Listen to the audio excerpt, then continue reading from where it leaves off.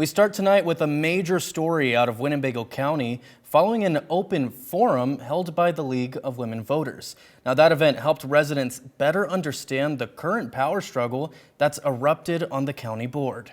Now, it all centers around the lack of power held by the county board chairman. That role is currently filled by Joseph Shirelli, who was elected in 2020. But the struggle for power began far before he was voted into office. It all stretches all the way back to 1992, when the chairman was originally handed power over the administrator. But that changed a few decades later in 2015, when the board created an operations committee that was created in 2015. Then in 2019, the power once held by the chairman was fully ripped away and delegated to the county administrator. But that changed a few decades later in 2019, when Chairman Frank Haney had certain powers stripped away after disagreements with the board. Now, voters did have a chance to undo everything on a 2020 referendum question, but that measure failed to pass. Now, that brings us to this week, where the board is voting to return said powers to the position. And tonight, a public forum held for residents to better understand what's going on.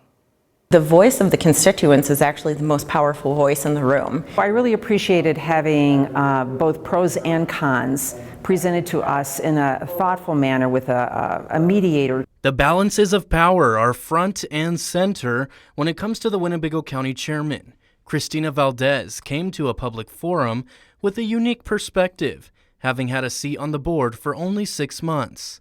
She believes organized power is a must. There isn't a clear line between who is actually overseeing the body of the Winnebago County government. Now we're in a situation where we have had our hands tied due to policy being created about a person rather than a position. She says people voted for a chairman for a reason. So if we have a chairman who, by all authorities from the federal and state government, is the person in charge, in power in Winnebago County, why he doesn't have the proper tools to do that job is just beyond me.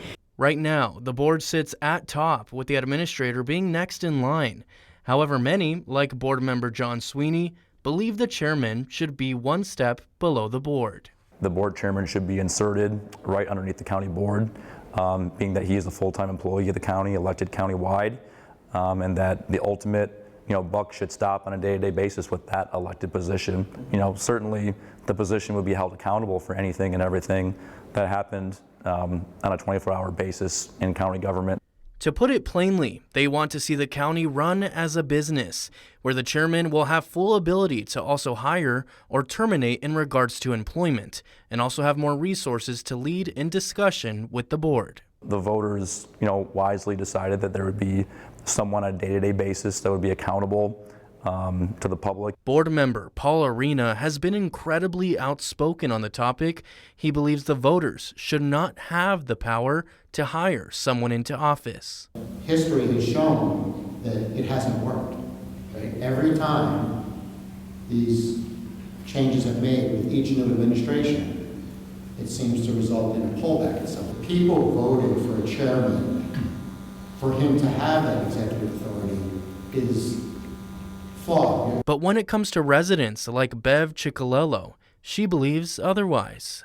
The administration duties do have a significant amount of responsibilities that I feel like that are probably too many. The administrator is responsible to the chairman, and that makes sense to me. A vote will be held this Thursday on where the power of the chairman will stand.